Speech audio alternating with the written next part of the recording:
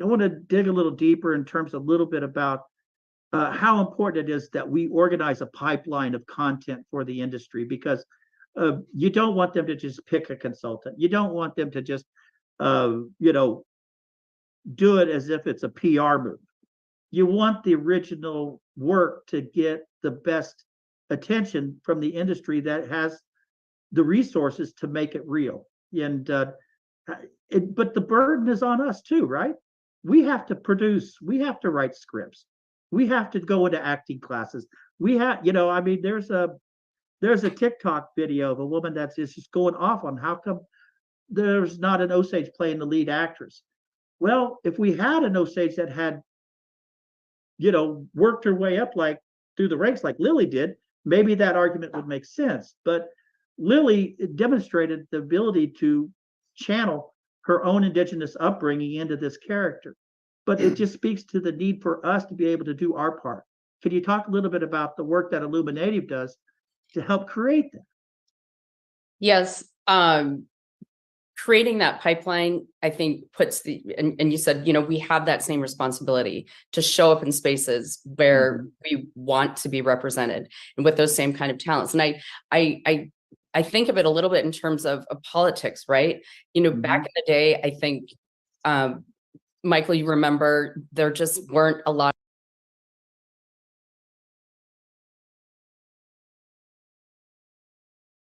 Creating that pipeline, I think, puts and you said, we have that same responsibility to show up in spaces where we want to be represented and with those same kind of talents. And I think of it a little bit in terms of politics, right? Back in the day, I think, Michael, you remember, there just weren't a lot of, for instance, Native Americans doing either, advocacy work. The entire lobbying industry was made up of non-natives that were representing tribes, but we hadn't had enough people in the pipeline, right, to serve in administrations, to get that sort of Hill experience and do all of that. And now I think, we have such a strong lobbying corps made up of Native Americans that represent tribes, and not necessarily, I'm Ojibwe, but represent a number of tribes that are not Ojibwe, just, the same as Michael.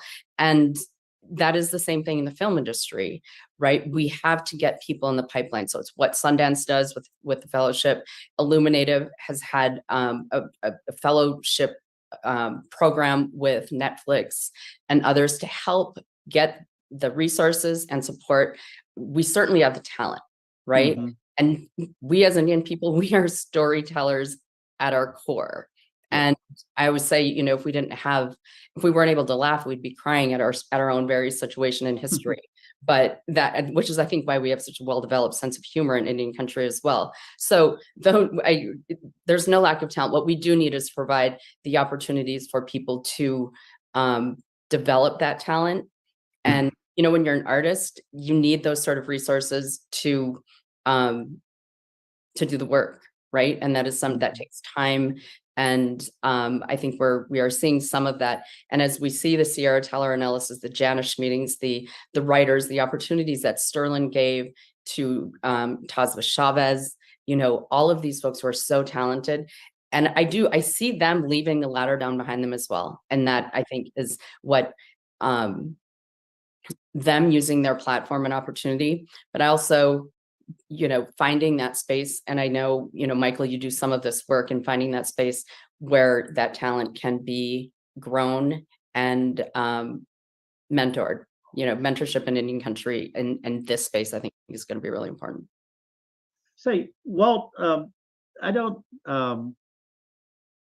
not asking you to give us the full width and breadth of what you've been able to experience being married to the director of the National Museum of the American Indian, but could you give us at least a glimpse at the kind of things the museum does as a way of educating the general public about Indigenous life, Indigenous world that we have all grown up in, and how important it is for that to be accurately reflected? I know one of the things that Kevin did when he was in that position was that he opposed the Indian mascot issue in Washington, D.C. He opposed these, he championed projects such as the accurate portrayal of Native Americans, whether it's in Madison Avenue or whether it's in Burbank or Hollywood, because those things affect federal policy in DC. The perceptions that the public has that is born from, you know, Land O'Lakes butter, or the Washington football team logo, or some of the perpetual misrepresentations, like you talked about, of our lives on the screen, has an effect on federal policy. The museum stands alone across the street from the U.S. Capitol as a point of education to the world of who we are and what we are, and definitely what we're not. Could you talk a little bit about that? Well, thanks, Chief Graham. I appreciate that question, and I'm incredibly proud of my wife.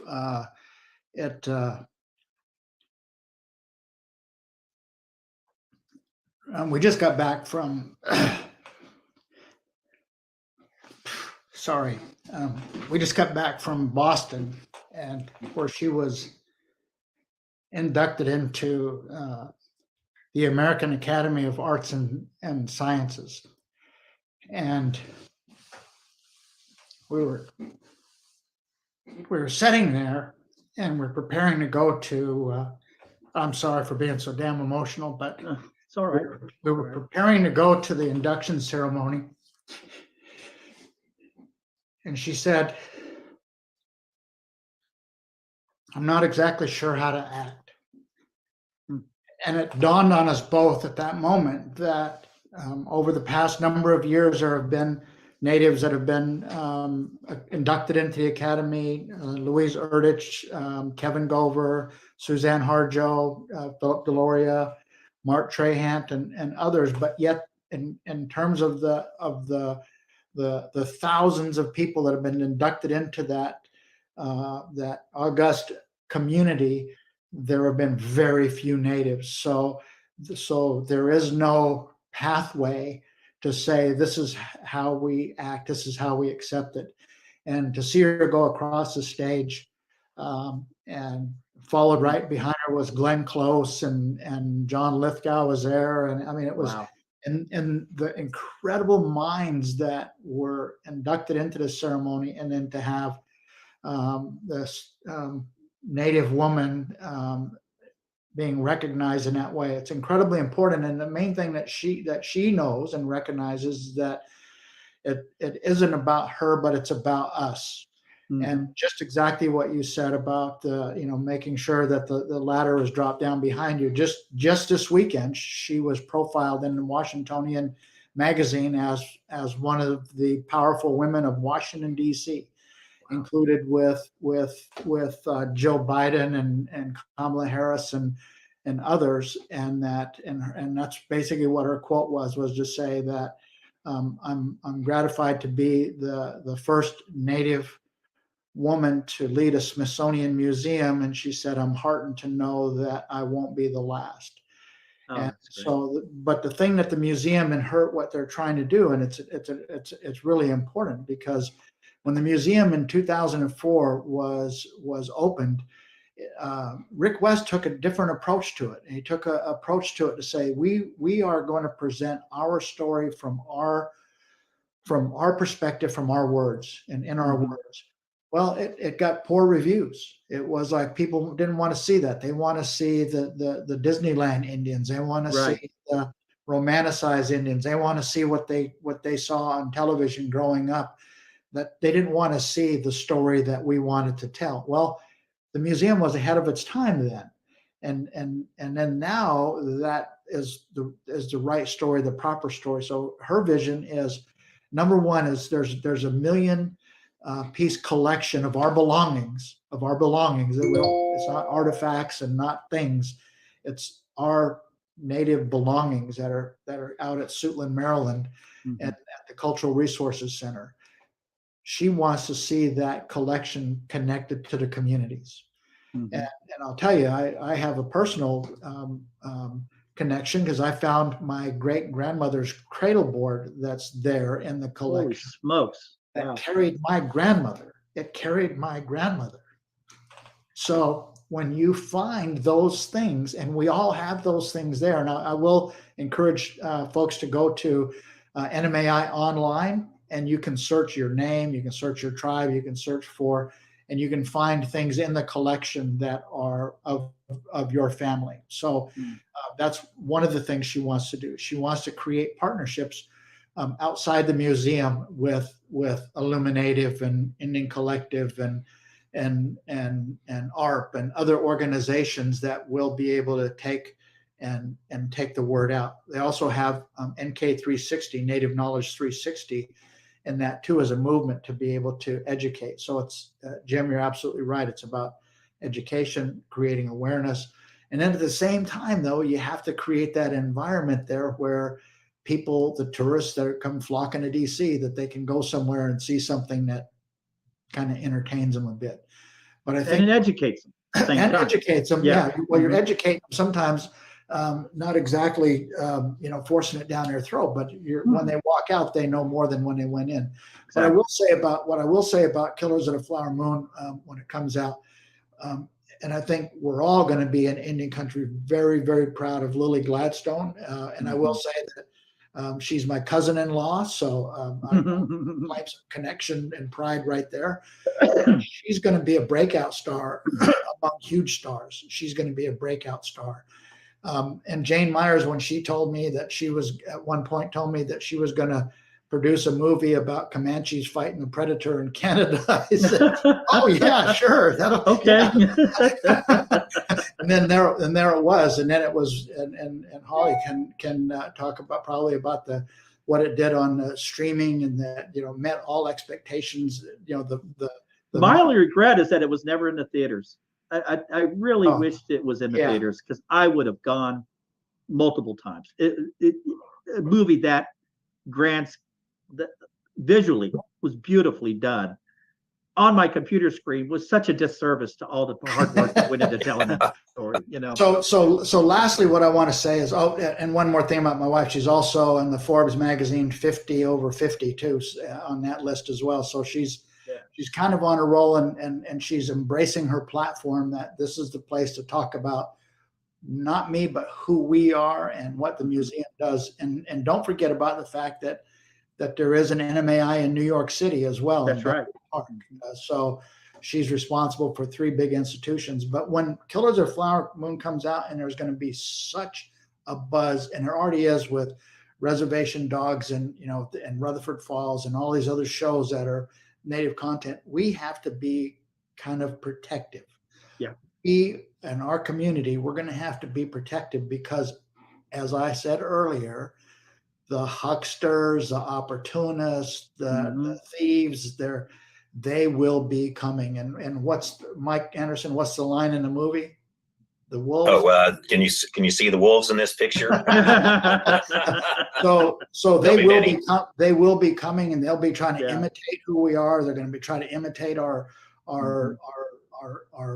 portrayals in the movie industry. So we've got to be very protective, and not to be on a sour note, but no, I agree with you, because my interpretation of that is that we have to take control of our own story, and we have to make sure that we're the ones telling it, not somebody else. And then, Jim, if I could just make one point on that, on our telling our own stories. I mean, I think as we're wrapping here, there are a lot of untold stories, a lot of historical narratives for my tribe. There's really never been a great film about the Trail of Tears. There's been a lot of individual small, tribal productions, but on a mainstream. There's now been a recent great sports story, like the Hominy OSAGE beating the New York Giants. Yeah. And, I saw a panel with Wes Studi, and he was talking about there hasn't been a great romantic comedy mainstream with Native Americans.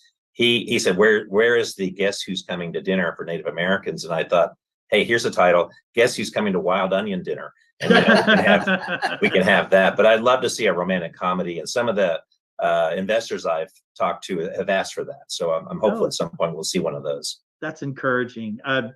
Just to kind of give an ode to a little bit some of the more current dynamics that's happening here in Oklahoma, and unfortunately happening in other red states across the country, is that there's been laws that have been passed at the state level that is preventing the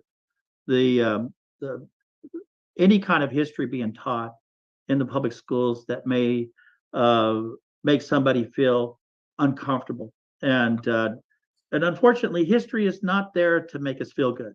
Unfortunately, it's there to help educate us so that if there were mistakes in the past, like slavery and Jim Crow and Reign of Terror and the removals like the Trail of Tears, that they be brought to the attention of this generation in the school books. And right now, we're fighting a battle right now in Oklahoma. House Bill 1775 is on the books, and it has had a chilling effect in the school system from being able to even bring Killers of the Flower Moon into a social studies class. There's a story that a teacher in Dewey, Oklahoma, has bought 25 copies of the books for the purposes of educating their students on it. And when that law was passed, she put them in a box and put it in a shelf, because the consequences of violating this law would be she would lose her teacher's license and there would be an accreditation to her school system. And none of those things were worth the risk of jeopardizing her career or her school. That would even further damage the school system's ability to teach kids. And if you all have a comment on that, that's fine. If not, I'm happy to wrap it up. But I just wanted to put that in there because this is a dynamic that's going on.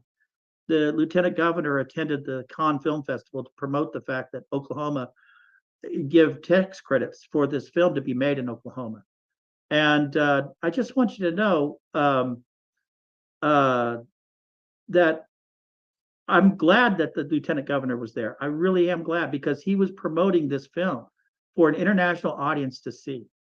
And when he came back to Oklahoma, a reporter from OSU TV, it's a NPR station based at Stillwater in OSU, Tulsa, KOSU, I think is what it's called, asked him, how is it possible you are promoting this film to be shown worldwide for everyone to see, while at the same time you're preventing the content of that story to be taught in public schools? You know, these are legitimate questions that are being discussed right now here in Oklahoma and in other red states where these laws are on the books. Any comments or questions, observations? Looks like I stubbed the panel with that Well, one. No. In the chat, there's a question, and it was asking us how we feel about Killers of the Flower Moon. There was a post-premiere press conference, and apparently Lily Gladstone said that the Osage grieved William Hale's incarceration and later death. And so the question is that revelation surprising? Well, part of William Hale's success in being able to establish himself in the Osage community is he learned to speak the Osage language. He became friends with Osages. He attended Osage gatherings and ceremonies. There's this great photo of one of our Ilonshka dances.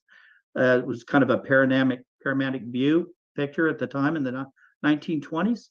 That is, part of it has deliberately been removed from the museum at the Osage Museum, because he's in that picture. And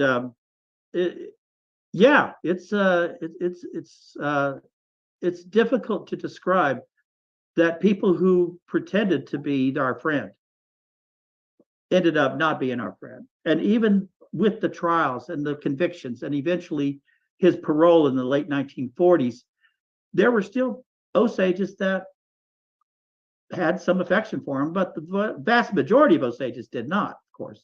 But we still lived in that time that even though there was those set of crimes that got all the attention, what also happened was that there was a silence that took place for the next 40 years where nobody even talked about it. And when it was talked about, it was only talked about from the perspective of J. Edgar Hoover, who did a PR movie called The FBI Story, where it was a white savior narrative. And it further alienated the Osages from their own story and from their own relationships to their own family members whose crimes were never investigated. So there's always been this uneasy coexistence that exists in Indian country, that between the Indians and the non-Indians that live in our communities. Anywhere there was allotment, there were guardians. Anywhere there were guardians, there was graft. It wasn't just an Osage story. It was a Five Civilized Tribes story. It was a story anywhere where the Dawes Act was implemented. And these folks were responsible for the largest transfer of land, according to Angie Debo's book, and Still the Waters Run, of the massive transfer of land out of Indian hands into non-Indian hands. And this is just one personality out of that entire history. And obviously, there's no way you could have pulled that off if he came in with horns and a tail. He was nice. He was gracious. He was gregarious. He was charming. I don't know how else to answer. I don't know.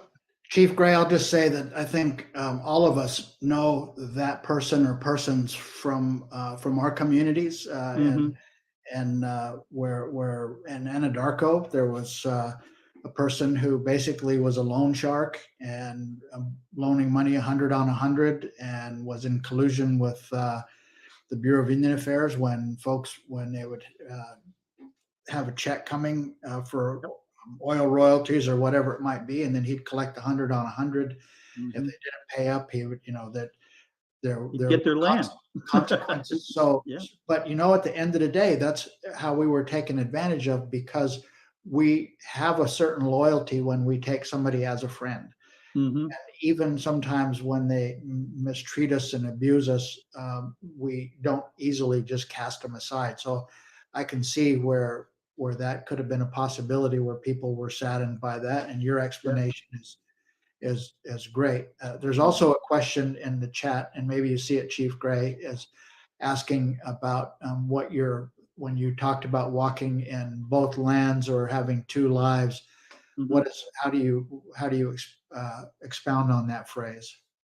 Well, I when I give a lot of talks, and I know we all do from time to time, people try to understand, well, why is it important that we carry these traditions with our people today? We live in 2023. Well, we owe it to those ancestors who really gave up just about everything in order for this generation to thrive. And whether it's as a result of the success in gaming that has given us the financial resources to reinvest in culture and language preservation, to acquire our homelands back, to invest that money into healthcare for our people. It's important to understand that those sacrifices and the dedicated servants of our people that represent our ancestors are largely responsible for the success that we're enjoying today. And we owe it to them. And even though we do live in a modern society with modern conveniences, I still believe that you can think and live and exist and succeed in this world, but you can do it with the heart of your indigenous people the whole time. And it makes you a better person. It makes you whole. And I think in a way, it gives you a sense of perspective that your goal in this life is to hopefully leave that woodpile a little higher than what you found it for that next generation. Those kids are growing up so that they will have the benefits that you had.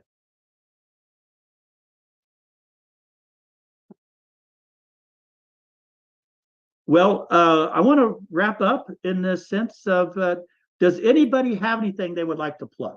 If they do, this would be a wonderful opportunity. I'll start with you, Holly. Ladies first. Anything I would like to plug? Yeah. Any project you're working on you'd like to share with the audience? Anything of that nature? Yes, I have been working very hard on the effort to free Leonard Peltier and advance his clemency petition and gain the attention of President Biden in either granting clemency or the support for his petition for compassionate release. I think we've reached a tipping point in terms of the number of members of the prosecution who have stepped forward. And I compare it to this the Secret Service agent a couple of weeks ago who was profiled in the Washington Post. He rode on the car that President Kennedy was in when he was shot. He's 92 years old. He wanted to tell his story, and he spoke out for the first time, some of which differed from the Warren Commission rendering of that day. But I compare it because I think folks who are a part of these moments in history and they have this crisis of conscience and want to step forward and everyone from the judge in Leonard's case to the U.S. attorney who handled the prosecution and appeal to the FBI agent in charge of the Minneapolis area office at the time have stepped forward and recognized that they couldn't prove that Leonard committed a crime on the Jumping Bull Ranch that day, have acknowledged the racism that was present and the atmosphere that was funded and created by the US government in Pine Ridge at that time, and the fact that 27 multinational corporations had filed for the mineral rights on Pine Ridge and in the Dakotas at that time. The background to this story is one that should be told, needs to be told, and a man has served nearly 49 years in prison. And right now, I always say I'm not relitigating this case. It's about justice. Yeah, thank you. Thank you. That was such an important cause that's on top of mind with a lot of people in the Indian community. And please give your husband our congratulations for receiving his, what was it, a Lifetime Achievement Award of some type? Yes. What did he get? He got the Lifetime Achievement Award by NFOA, which is taking place right now. So I will tell him. Good deal. Mike, what are you working on? Yeah, well, I mentioned the National Native American Hall of Fame. Our gala, annual gala is Saturday. We have 6 inductees. Mark Trahan from Indian Country Today, Lameda Warjack was an AIM activist back in the day, Joe Dela Cruz, very well-known Quinault Tribal Chair, Richard Trudell, a lawyer that really initiated a lot of law careers, and Will Sampson from my tribe. So that is online. They have information if you want to go online, but that's the next project I'm working on. Excellent. Walt, anything happen? Walt? Yeah, sorry, I just picked up a cold and I'm now have a coughing fit going on. But I will say this: Holly is an absolute strong advocate for anything and everything that she does. And if I ever get in a bind, I want her behind me to get me out of whatever bind that is. And I think Mike Anderson will be at some point leading the effort for a big movie production. And when he does, I'm looking for a role. So make sure that you include me in that big movie production. But I'll just say I'm very proud to be included with the three of you in this podcast. And I think it's the absolute most important thing is always and never underestimate the power of our voices. Absolutely. I couldn't think of a better way to end that. You guys, you have been great and great sports, and next time we all get together at whatever Indian event that brings us all together, I'm going to make sure Yancey buys us at least a round of coffee in honor of the Coffee for Democrats for honoring us with this hosting responsibilities and having this particular subject on their platform to discuss. And I thank you all very much. And Kevin, if you can unmute, I'll turn it back over to you to finish this out. Well, it's such an honor and a privilege to have everybody here with us on Coffee with Democrats. Really, this is one of the premier shows of the year. And I really want to thank everybody for taking your time to come on and be with Chief Gray today and talk about this. I wanted my whole goal was to not be seen during this entire broadcast. The only thing we're going to do is talk just a little bit about how we're going to rebroadcast this. We're going to rebroadcast it tonight at 8 p.m. We're going to rebroadcast it again on Thursday morning on the 5th at 10 a.m. and then Thursday evening at 8 p.m. and then we'll have it again Sunday at 8 p.m. Our next guest on Coffee with Democrats, we're reaching out to Representative Arturo Alonso Sandoval from the Oklahoma 50th District, I think it is, from Oklahoma City. We're going to ask for him to come out. This is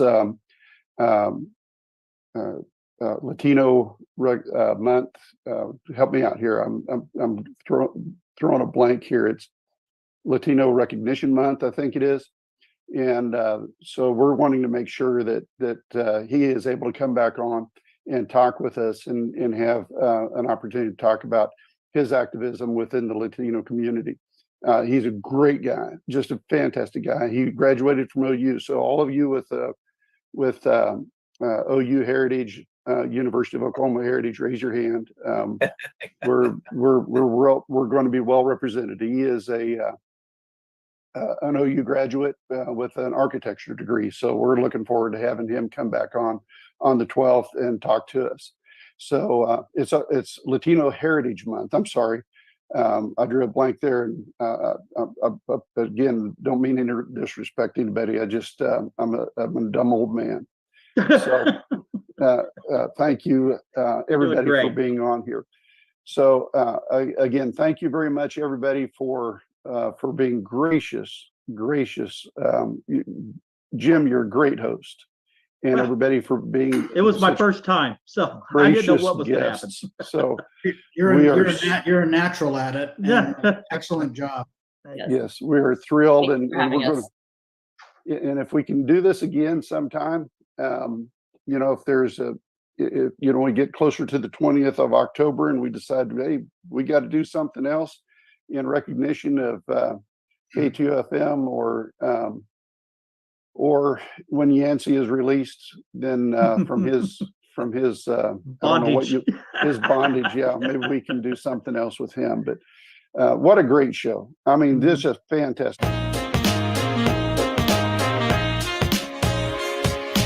This has been another thrilling episode of Coffee with Democrats featuring our special guest host, Chief Jim Gray. We hope that you have enjoyed today's program, and we appreciate your continued support. We invite you to join us next time as we continue to open progressive conversations from all of our friends across the great state of Oklahoma and beyond. All right. Thank you, everybody. And I greatly appreciate everything.